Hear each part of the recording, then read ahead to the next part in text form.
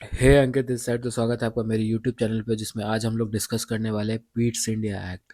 जैसा कि पिछले वीडियो में हम लोगों ने डिस्कस किया था रेगुलेटिंग एक्ट्स, तो रेगुलेटिंग एक्ट्स का जो भी ड्रॉन बैक्स था वो सारा कुछ दूर किया जाएगा पीट्स इंडिया एक्ट 1784 के थ्रू। तो आइए जानते हैं कि बैकग्राउंड क्या था पिट्स इंडिया एक्ट का। तो जैसा कि हम लोग जानते हैं कि रेगुलेटिंग एक्ट के ही समय से एक सीक्रेट कमेटी चल रही थी, साथ ही साथ एक सेलेक्ट कमेटी भी हुआ करती थी जो कि इन्वेस्टिगेट करती थी कि गवर्नर जनरल और सुप्रीम कोर्ट के बीच में क्या रिलेशन है। वहीं सीक्रेट कमेटी सीक्रेटली देखती थी कि क्या वर्क कैसे हो रहा है क्या नहीं हो रहा है, और उसका सबमिट करती थी रिपोर्ट ब्रिटिश को। तो एंग्लो मराठा वार हो रहा था, जैसे कि हम लोग जानते हैं ब्रिटिशर्स और पेशवा के बीच लगातार लड़ाई चल रही थी, एंग्लो मराठा वार। तो ये एंग्लो मराठा वार का जो भी दिक्कत था, ये क्यों हो रहा था कैसे हो रहा था, तो इसका जो था एक सीक्रेट कमेटी जो था पूरा रिपोर्ट बना के ब्रिटिशर्स को वहाँ पे क्राउन को जाके सबमिट करती है, जिसमें हम पता चलता है कि रघुनाथ रॉय जो थे वो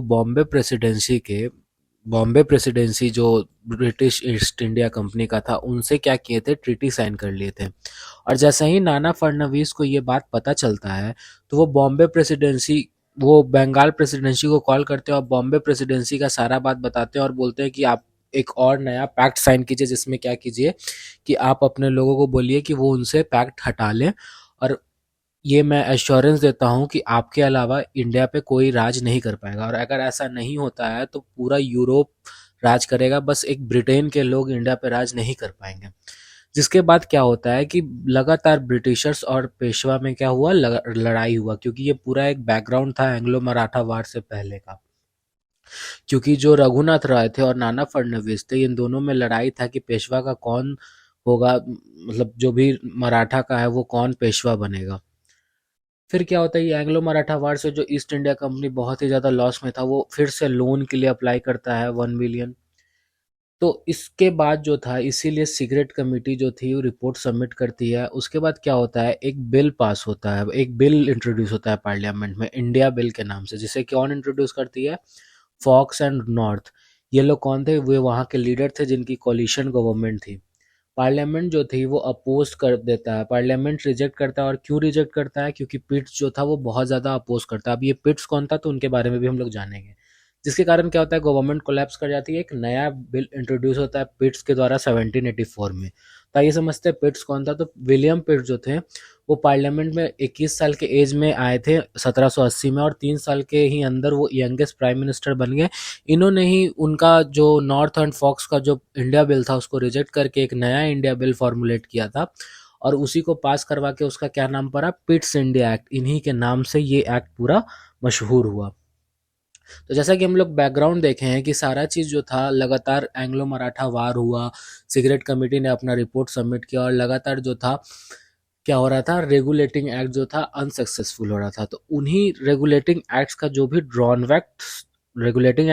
ड्रॉनबैक्स था उसको रेक्टिफाई करने के लिए लास्टली पीट्स इंडिया एक्ट 1784 लेके आना पड़ा। ठीक है।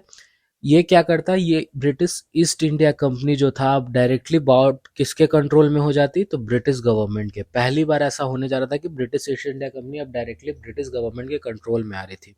ये एक्ट जैसा कि हम बताए prime minister of England William पिट के नाम पे पड़ा।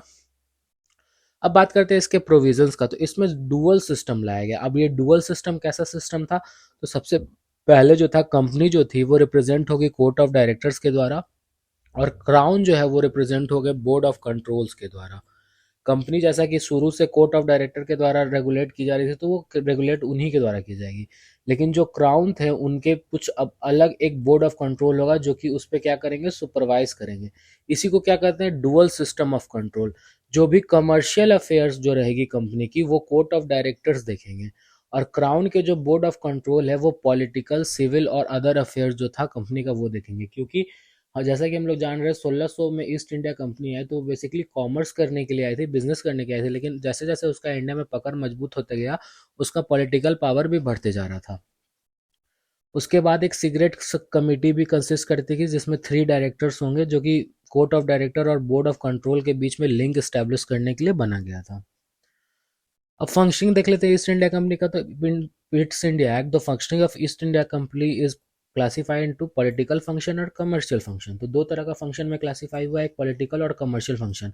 पॉलिटिकल फंक्शन जैसे कि हम लोगों ने बताया, पहले ही मैंने बताया कि बोर्ड ऑफ कंट्रोल के द्वारा रूल किया जाएगा, और कमर्शियल फंक्शन जो थे वो कोर्ट ऑफ डायरेक्टर के सहारा देखा जाएगा। लेकिन ये जो पॉलिटिकल फंक्शन भी था, ये भी किसके द्वारा संचालित होगा, ये कोर्ट ऑफ डायरेक्टर्स के ही द्वारा होगा। बट इसमें जो ये बोर्ड ऑफ कंट्रोल है, ये इसमें क्या करेंगे, इनको सुपरवाइज करेंगे। ये डायरेक्टली फंक्शनिंग नहीं करेंगे, ये सुपरवाइज करेंगे कोर्ट ऑफ डायरेक्टर्स को, और वही क्या करेंगे, सारा फिर काम करेंगे जो भी पॉलिटिकल फंक्शन होगा। अब जो था, जो गवर्नर जनरल और काउंसिल थे उसमें 4 मेंबर थे, उसको रिड्यूस करके क्या कर दिया गया, 3 मेंबर कर दिया गया, और उन्हीं में से एक क्या थे, कमांडर इन चीफ बन गए किंग्स आर्मी के। राइट टू वोट जो था गवर्नर जनरल को मिला, वीटो पावर मिल गया गवर्नर जनरल को। और प्रेसिडेंसी जो था मद्रास और बॉम्बे में भी सेम चीज, सेम सिचुएशन रहा है, गवर्नर जनरल और उनके 3 अलग काउंसिल, और एक जो होंगे वो क्या होंगे, कमांडर इन चीफ। और अभी भी ये दोनों जो प्रेसिडेंसी थी वो बंगाल प्रेसिडेंसी के सबऑर्डिनेट थी। बंगाल हमेशा से ज़्यादा पावर था, डिप्लोमेसी में देख लिया जाए, या वार में देख लिया जाए, या रेवेन्यू में देख लिया जाए। बोर्ड ऑफ कंट्रोल लाया गया। Board of control, board of commissioner is known as board of control, जो कि क्या क्यों एक्स्टैब्लिश हुआ था, तो एक्साइज करने के लिए सिविल, मिलिट्री और revenue affairs of the company. इसमें कौन कौन होते थे, तो 6 मेंबर होते थे। एक चांसलर होता था, एक सेक्रेटरी ऑफ स्टेट होता था, और 4 मेंबर जो कि प्रीवी काउंसिल के होते थे, जो अपॉइंट किए जाते थे क्राउन के द्वारा। सेक्रेटरी वाज जो होता था स्टेट का, वो क्या हो जाता था, प्रेसिडेंट हो जाता था बोर्ड ऑफ कंट्रोल का। और इनमें फुल अथॉरिटी होती थी क्या करने की, सिविल, मिलिट्री और रेवेन्यू के मैटर्स को देखने का। और कंपनी के जितने भी पेपर्स होंगे, कागजात होंगे, या जो भी चीज़ हो रहा है उस पर भी इसका क्या रहेगा, मैंडेटरी हक रहेगा। प्रॉपर्टी को डिस्क्लोज करना, ये भी एक प्रोविज़न था कि जो भी ऑफिसर्स हैं या जो भी लोग हैं सिविल और मिलिट्री ऑफिसर्स कंपनी के, उन्हें अपने प्रॉपर्टी को डिस्क्लोज करना होगा। और अगर कोई भी करप्ट ऑफिसर्स पाए जाते हैं तो वो सेवियर पनिशमेंट के इंटाइटल्ड होंगे। फीचर क्या है, तो सबसे पहली बार ब्रिटिश पोजेशन इन इंडिया जो था, ये टर्म जो था यूज़ किया गया इस एक्ट में। अब जो था कंपनी का जो अफेयर्स और एडमिनिस्ट्रेटिव था वो डायरेक्टली ब्रिटिश गवर्नमेंट के कंट्रोल में आ गया। गवर्नर जनरल जो थे, जो 4 मेंबर्स उनके काउंसिल में थे, उसको 3 कर दिया गया, जिससे डिसीजन लेने में आसानी होने लगा और डिसीजन लेने लिया जाने लगा। अगर डिफेक्ट का बात करें तो अभी भी कोई क्लैरिटी नहीं था कि क्या है बोर्ड ऑफ कंट्रोल और कोर्ट ऑफ डायरेक्टर्स का बाउंड्री, मतलब कहाँ तक वो लोग अपना जुरिस्डिक्शन एक्सरसाइज करेंगे।